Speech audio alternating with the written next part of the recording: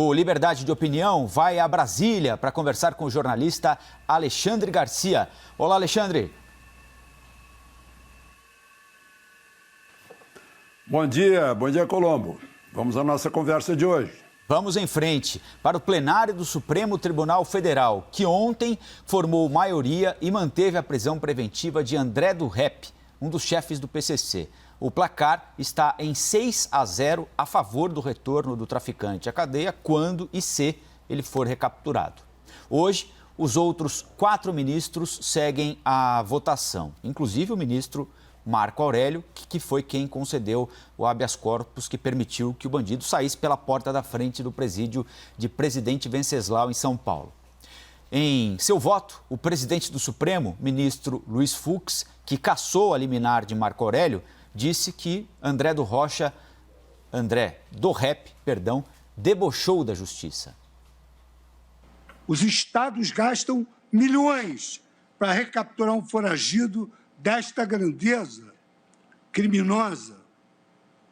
A sua captura consumiu expressiva verba pública e atentado à dignidade da jurisdição, aproveitou-se, agora pior, da decisão ora impugnada para evadir-se imediatamente, cometendo fraude processual ao indicar endereço falso. Debochou da justiça. Debochou da justiça. André do Rep estava preso desde setembro do ano passado. Ele é condenado já em segunda instância por tráfico internacional de drogas. As penas somadas dos crimes pelos quais ele foi condenado já chegam a 25 anos de reclusão. Lembrando que ele passou 5 anos foragido da justiça e foi encontrado em uma mansão em Angra dos Reis, no Rio de Janeiro. Alexandre, você projetava um resultado assim, pelo menos por enquanto, de goleada, com os outros ministros fazendo ponderações aqui e acolá, mas todos eles acompanhando o presidente Luiz Fux e deixando até agora o ministro Marco Aurélio sozinho com a decisão que tomou? Por enquanto está 6-0, reprovando a decisão do ministro Marco Aurélio. Não vai dar 10-1, porque está faltando o ministro Celso de Mello, que se aposentou agora. Mas pode ser que dê 9-1. O ministro Marco Aurélio certamente vai defender a sua decisão. Ele está convicto de que agiu certo. Mas é uma reprovação a ele, que vai se aposentar o ano que vem. Não sei se, pelo resultado, possa ter uma desilusão e antecipar a saída. Mas o pior é a gente ter que viver para ouvir o que disse o ministro Fux, presidente do Supremo. Dói ser brasileiro ao ouvir o que disse o presidente da Suprema Corte do país, que acaba de reconhecer que um traficante debochou da justiça brasileira. Debochou da justiça brasileira. E a cúpula da justiça brasileira, o Supremo, se reúne para decidir sobre um habeas corpus de um traficante. Não é algo que seja decidido na primeira instância, dando a devida importância ao caso. Mas é um caso que vai à Corte Constitucional, o habeas corpus de um traficante. E ele reclama que o traficante não foi leal e saiu. Ou seja, o traficante continua a debochar, né, dessa ingenuidade da justiça brasileira. Da primeira instância à instância suprema. A primeira instância nada fez, está lá a lei dizendo que se quiser mantê-lo preso, tem que renovar a prisão preventiva. Não foi renovada, nada fez a primeira instância. E a última instância, um representante da última instância manda o sujeito embora. E claro, ele vai embora, né? Foi realmente um deboche. O traficante debochou da justiça brasileira e a justiça está debochando do brasileiro ao agir assim, com essa omissão, né? Com essa falta de responsabilidade em relação àquilo que a sociedade deseja, que quer ver o crime castigado, que quer ver o bandido isolado na prisão, apartado da sociedade, para que não continue a prejudicá-la, não continue a delinquir e não ofereça risco para a sociedade. O presidente do Supremo reconheceu o deboche, passou recibo. Agora, Alexandre, você acha que além do caso em si particular, da discussão sobre o episódio deste traficante, chefe do crime organizado, nós sairemos desse julgamento com alguma espécie de pacificação sobre a compreensão do artigo 316 do Código de Processo Penal? Estava lembrando agora com o Sidney, o ministro Marco Aurélio tomou aquela decisão no início da década passada, que liberou o banqueiro Salvatore Cacciola, que depois fugiu do país, foi um caso emblemático também. No final do ano passado, tomou uma outra decisão, liberando da cadeia todos os presos condenados em segunda instância, que obrigou o presidente Toffoli a quase que voltar do recesso, porque era o último dia ativo, antes do recesso do Supremo Tribunal Federal, para desfazer aquela decisão. Agora toma essa decisão. Ele tem uma compreensão muito clara a respeito de prisão preventiva. Ele falava muito isso ainda durante o auge da Operação Lava Jato, por exemplo, que uma prisão preventiva não pode se transformar em uma prisão perpétua sem que o indivíduo tenha direito a um julgamento e o Estado diga se ele é culpado ou não para cumprir a pena. Por outro lado, a sociedade também não aceita e a legislação não diz que um traficante perigoso como esse deve ser colocado na rua, pelas razões apontadas pelo ministro Marco Aurélio.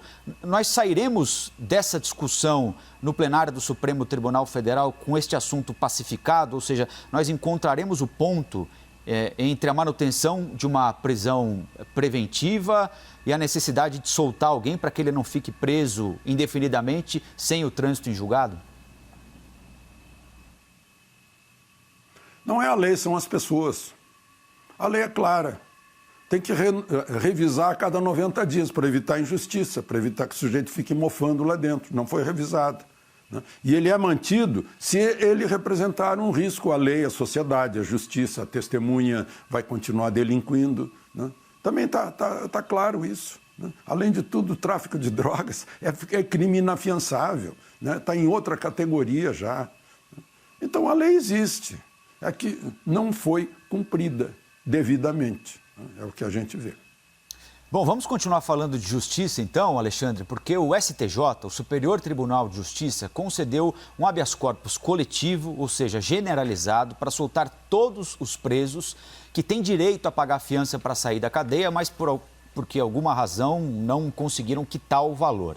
A medida tem o objetivo de desafogar presídios e evitar a disseminação da Covid-19, decisão unânime. O relator, ministro Sebastião Reis Júnior, citou na decisão dele a recomendação do Conselho Nacional de Justiça, que prevê a revisão de prisões preventivas por causa da pandemia. Os efeitos da decisão estão estendidos a todo o país. É uma decisão justa essa tomada pelo STJ, Alexandre? Bom, em primeiro lugar, vamos às bases da decisão. Contraria a OMS. A OMS está em dúvida, mas continua lá achando que o isolamento é uma forma de evitar a expansão do coronavírus. Mas há dúvidas. Aqui no Brasil já se comprovou que aumenta de 10% a 14% o isolamento, o casulo doméstico. Então, o que o Superior Tribunal de Justiça está dizendo é o contrário disso. Esses presos estão isolados e vão ser jogados na rua. Está liberando o isolamento desses presos. Então, ainda é uma dúvida sobre se precisa isolamento ou não. Mas a justiça brasileira, o Superior Tribunal de Justiça já decidiu que não, que o isolamento pode causar Covid nos presos. Bom, segundo lugar, como você disse, é generalizado. Alguém que está lá, que está preso, que se pagasse fiança seria solto e não tem dinheiro para pagar fiança, ele pode ser solto, seja quem for. Pode ter sido o estuprador, o assassino, sei lá o quê. Mas provavelmente não é, porque são penas que podem ir até no máximo de 10 anos. Mas assaltante, por exemplo, ele pode voltar a assaltar. Ou não. Então, isso não é justiça, é ou não é, Mas pega todo mundo. E por fim, minha gente, já que a palavra é deboche, né, instituída pelo presidente do Supremo. Eu vou ler aqui o que disse o relator. Né? Você disse que o relator desse caso, que é o ministro Sebastião Reis Júnior, abro aspas, o judiciário não pode se portar como um poder alheio aos anseios da sociedade, fecha aspas. Ou seja, os anseios da sociedade são libertar os condenados. Isso é ou não é um deboche? O bloco do Centrão sofreu um racha. O PTB e o PROS formalizaram uma aliança com o PSL, que é o antigo partido do presidente da República. E este bloco, PSL, PTB e PROS, é agora o segundo maior da Câmara, com 61 deputados. A criação deste bloco, a decisão sobre a criação deste bloco já estava tomada há algum tempo, mas foi amadurecida agora. O que é que está por trás dessa articulação, do anúncio desse racha do Centrão? É a disputa por poder para a eleição para a presidência da Câmara no ano que vem, Alexandre? Também. São duas disputas, na verdade, de cargos importantíssimos. O presidente da Câmara, que é dono da agenda, e o presidente, ou a presidente, né? Tem um bloco aí já falando na senadora Arruda, que foi primeira-dama do Distrito Federal, né? Que presidente da Comissão Mista de Orçamento, que também é dona da agenda que vai formar o orçamento do ano seguinte. São dois cargos importantes. Você falou em 61, certamente não contou aqueles que tinham sido expulsos do PSL. Na verdade, dá 73. Né? Foram 20 que se movimentaram. É um bloco bastante grande. Né? Na cabeça do presidente, o presidente tem que ter uma garantia, né, se quiser ir bem, de 308 favoráveis governistas que são capazes de mudar ou derrubar uma mudança na Constituição. Né? Ou seja, 308 significa constituintes, ter constituintes. Esse bloco, rachado ou não, apoia o presidente, é governista, né? É um bloco governista. E a intenção é essa mesmo. Né? Se preparar, não tem mais aquelas características do Centrão, porque o governo daquelas épocas está diferente hoje. Hoje não é o governo do toma lá, dá cá, entrega ministério, entrega Petrobras, entrega vice-presidência da Caixa Econômica, entrega diretoria de marketing do Banco do Brasil, entrega Correios, não tem mais isso. Né? Apoia, não apoia, tudo bem, né? Vamos conversar. Eu lembro do Roberto Cardoso Alves, que um dia me levou para o plenário, dizendo, está vendo aqui, ó, mais da metade aqui, imagina isso naquele tempo, é batedor de carteira, dizia ele. E ele é capaz de dizia para a gente assim, olha, é dando que se recebe. Era aquele Centrão daquelas épocas. Né? Agora a coisa não é assim. Mas, enfim, é um pessoal que apoia o governo e que dá garantias para o governo para ter um mínimo de governabilidade, para ter votos na Câmara e no Senado, embora nessa comissão do orçamento já se amarre. Né? Sai de lá 96% da receita, já está carimbadinha, já é obrigado a gastar naquilo. Não tem muito arbítrio do presidente da República para dirigir, não, vamos aplicar nisso ou naquilo. Eu lembro que quando se fez essa Constituição se dizia, cada prego de uma ponte, de madeira é claro, né? Cada prego de uma ponte tem que estar fixado no orçamento, é o Congresso que determina isso, e o presidente apenas tem que pegar o martelo e bater na cabeça do prego. Bom, vamos falar um pouquinho de economia também, Alexandre, porque o indicador do IPEA, o Instituto de Pesquisa Econômica Aplicada, apontou que a inflação da população mais pobre no acumulado do ano é 8 vezes maior do que a da classe alta. Enquanto a população mais rica, nós temos aí um gráfico para quem está nos vendo, né? Enquanto a população mais rica teve neste ano aqui inflação acumulada de 0,2%, a inflação dos mais pobres no mesmo período foi de 2,5%, 2,5%. A desaceleração dos preços dos serviços proporcionou alívio a quem tem mais renda. Já para o mais pobre, pesou o preço dos alimentos. Arroz, óleo, leite, também de produtos de limpeza. Foi isso que impactou a inflação para os mais pobres, segundo o IPEA. O que fazer para ajudar essa população neste momento, Alexandre? Ou é esperar para que os preços se acomodem? Colombo, eu gosto muito de trocadilho, e aí, no caso, só pega trocadilho se for em inglês, né? É perguntar, é Marx ou Math? Né? Ou seja, é luta de classes ou matemática? Na verdade, é matemática, é razões e proporções o que está embutido aí. E não tem como fugir dessa, né? A gente tem que reconhecer, em primeiro lugar, a inflação acumulada nesse ano para os mais pobres foi de 2,5%. Para os mais ricos foi de 0,2%. Ou seja, né, teve uma inflação 1/10 do outro. E não tem como. E havendo inflação, quem se protege é quem tem dinheiro aplicado, né? Seja no mercado financeiro ou apostando no mercado de capitais, né? O pobre que não tem dinheiro para apostar no mercado de capitais aposta na loteria, né? Só que pouquíssimos ganham, né? Então, sai perdendo. Imagine só, para a gente entender bem, né? O arroz subiu 41%, o óleo de soja subiu 52%, o feijão subiu 34%, né? O leite subiu 30%. Quanto é que pesa 1 quilo de arroz para quem ganha R$2.000 por mês? Agora, quanto é que pesa 1 quilo de arroz para quem ganha R$20.000 por mês?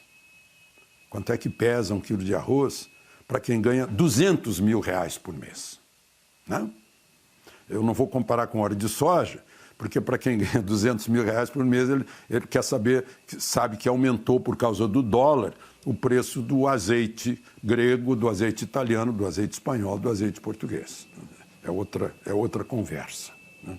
Então é essa razão, essa proporção. A cesta básica do pobre está centralizada, está centrada em alimentos. E os alimentos é que subiram. A cesta básica do rico, se é que a gente pode chamar isso de cesta básica, está lá em hotéis, né, restaurantes, voos aéreos. A passagem aérea caiu, se não me engano, 55%. Os hotéis, a hotelaria baixou quase 10%. Né? Uma creche de luxo, privada, evidentemente, também caiu de preço. Então, essa é a relação. Então, a saída é a exuberância econômica, é o crescimento, é a riqueza subindo, né? E as pessoas se aperfeiçoando para ganharem mais, né? Buscando suas oportunidades. É aumentar a oportunidade, é melhorar o ensino. É fazer com que o ensino iguale todo mundo. Vou repetir aqui sobre o meu grupo escolar dos anos 40, né? Em que entrávamos no primeiro ano todos diferentes. O filho do carroceiro, o filho do locutor de rádio, o filho do dono do hotel. Mas no fim saem todos iguais, a ponto de o filho do carroceiro se tornar gerente da rádio onde trabalhava o pai do menino que era filho do locutor de rádio, né? Havia naquele tempo essa isonomia à medida em que a educação era igual para todo mundo. Saíamos todos com oportunidades iguais. E é por aí que começa, né? A igualdade começa aí. Igualdade de oportunidades. E aí tem que contar o mérito, porque se não houver mérito, também é um tipo de injustiça, né? Esse é o nosso grande problema. As nossas desigualdades sociais, somos desiguais até na inflação. Valeu, Alexandre. Muito obrigado, hein? Até amanhã. Este foi mais um Liberdade de Opinião.